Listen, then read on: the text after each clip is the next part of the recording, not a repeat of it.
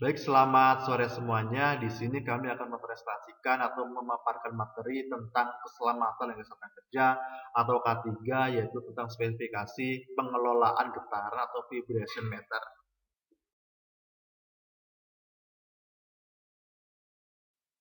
Kemudian ada beberapa tim member kami. Yang pertama itu Aji Adiansyah, kemudian yang kedua ada Maulana Dimas, kemudian yang ketiga ada Sugeng Saputro, dan yang keempat adalah Sulastri.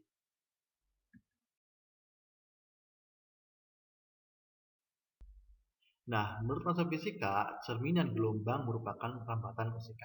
Jadi, sedangkan medium itu tetap. Jadi, gelombang itu merupakan perambatan pemindahan energi tanpa diikuti oleh pemindahan massa medium. Dapat dilihat pada gambar ya untuk contohnya.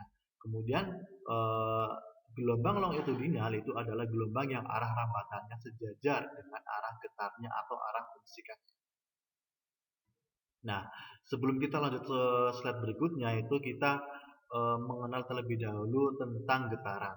Apa sih yang dimaksud getaran?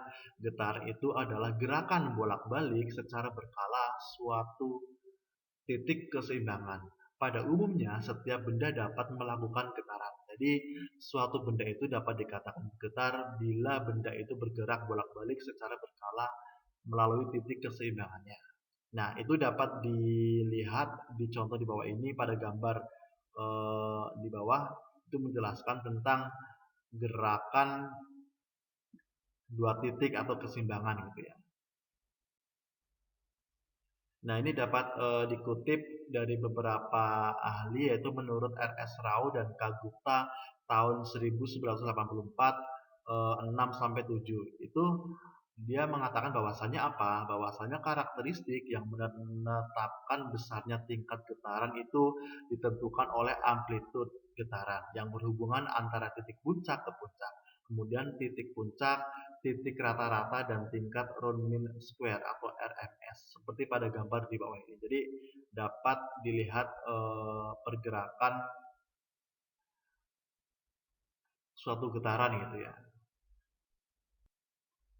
Nah, kemudian karakteristik getaran itu ada dibagi beberapa tiga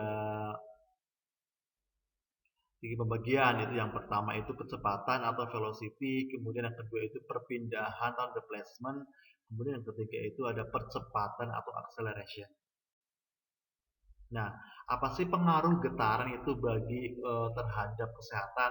Itu yang pertama itu ada pengkaburan penglihatan, kemudian yang kedua itu ada penglihatan keseimbangan, yang ketiga itu ada gangguan psikologi, kemudian ada kelumpuhan dan juga ada kerusakan permanen pada bagian-bagian tubuh lainnya. Itu diantaranya yang pertama itu konsentrasi pembuluh darah filter, pembuluh darah perifer tungkai bawah, kemudian ada peningkatan kadar adrenalin darah, kemudian ada ketegangan otot daerah paha, dan juga ada peningkatan sekresi hormon tiroid, kemudian ada peningkatan peningkatan peristaltik lambung dan usus. Nah, kemudian ada rekomendasi internasional ya yang menyangkut bahwasannya apa? Bahwasannya hubungan getaran dengan vibrasi itu dengan tubuh manusia berdasarkan ISO 2631 tahun 1978 itu menetapkan kurva batas untuk lama pemaparan dari 1 menit hingga 12 jam di daerah frekuensi di mana tubuh manusia yang paling peka yaitu ada di antara 1 Hz sampai dengan 80 Hz.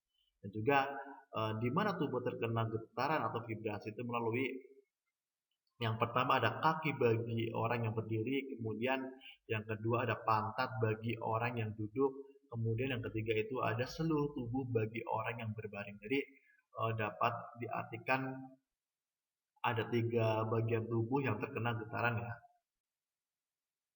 Nah, di sini dijelaskan pola pemaparan. Apa sih yang dimaksud dengan pola pemaparan?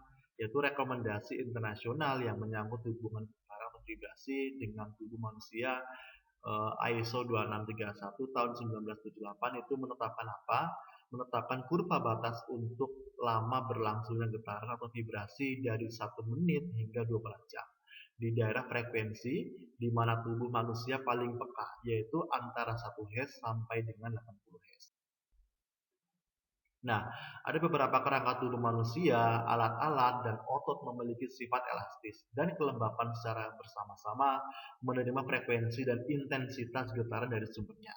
Jadi, untuk susunan demikian itu dapat diartikan massa penghantar getaran mekanis yang sesuai dengan frekuensi getaran tubuh manusia, kemudian maka sistem pada tubuh akan resonansi terhadap getaran.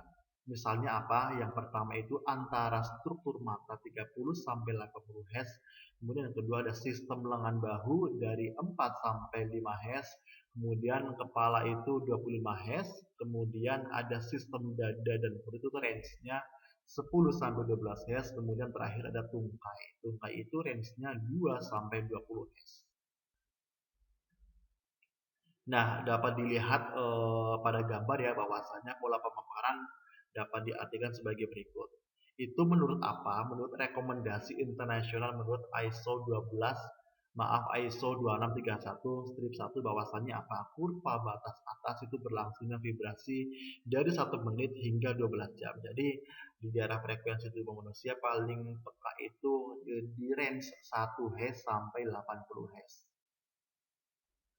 Nah, dapat dilihat pada gambar tersebut ya bahwa pola pemaparan pada bagian seluruh tubuh manusia itu ada poin-poinnya atau critical poinnya yang sudah ditandai pada gambar tersebut.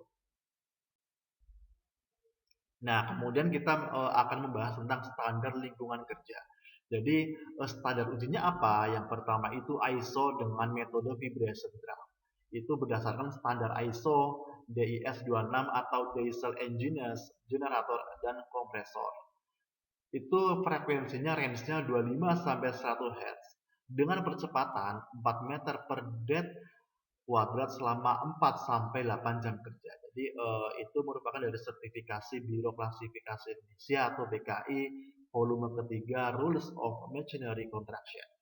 Kemudian sebagai acuannya juga dari Peraturan Menteri Tenaga Kerja dan Transmigrasi nomor per 13 garing men garing X garing tahun 2011.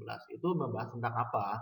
Tentang NAB atau nilai ambang batas dari faktor fisika dan kimia di tempat kerja.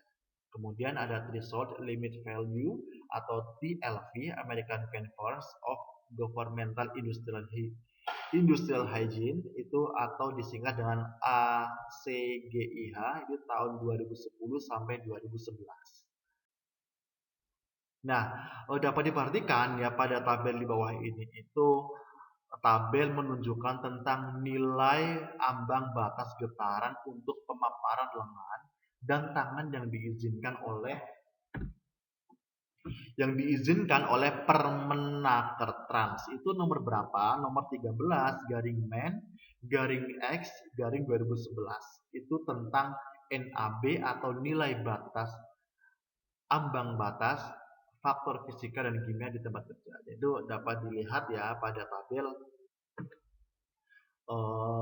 pada gambar itu jumlah waktu pemaparan per hari kerja. Jadi 4 jam dan kurang dari 8 jam itu gravitasinya 0 sampai 40. Kemudian range 2 jam dan kurang dari 4 jam itu gravitasinya 0,61. Kemudian dan sampai seterusnya kurang dari 1 jam itu nilai gravitasinya 1,22.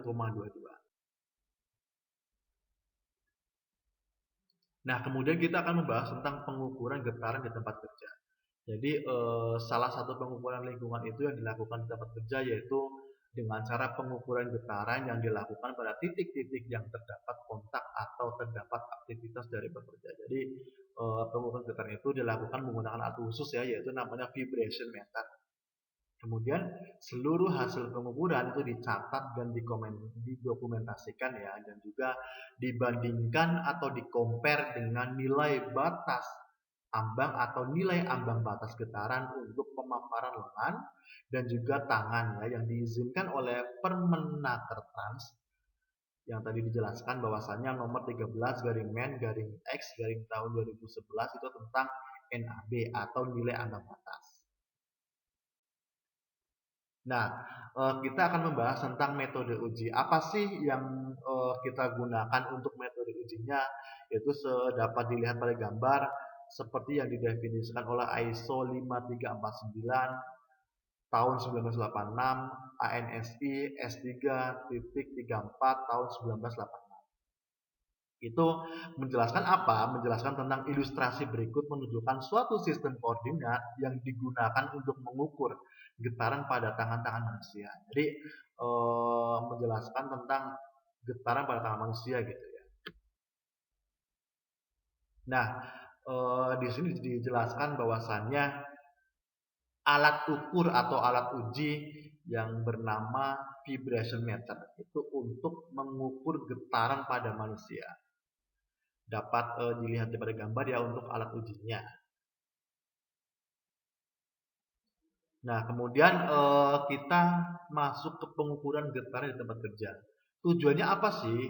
Tujuannya itu yang pertama itu timbul. Timbul itu dapat diartikan adalah untuk mendapatkan data, tetapi selanjutnya untuk apa data tersebut diambil. Jadi ada beberapa tujuan ya untuk pengambilan data getaran suatu mesin. Itu diantaranya apa? Yang pertama itu pengukuran rutin, kemudian yang kedua itu pengukuran referensi atau balance.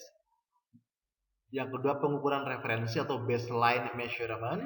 Yang ketiga itu pengukuran sebelum dan sesudah perbaikan. Yang keempat adalah troubleshooting. Jadi dapat diartikan tujuan pengambilan data itu ada 4 ya. Jadi yang dijelaskan tadi. Baik, sekian dari kami presentasi atau pemaparan materi tentang keselamatan dan kesehatan kerja, yaitu spesifikasi pengelolaan getaran atau vibration meter. Kurang lebihnya mohon maaf. Sekian dari kami. Selamat sore, salam sejahtera.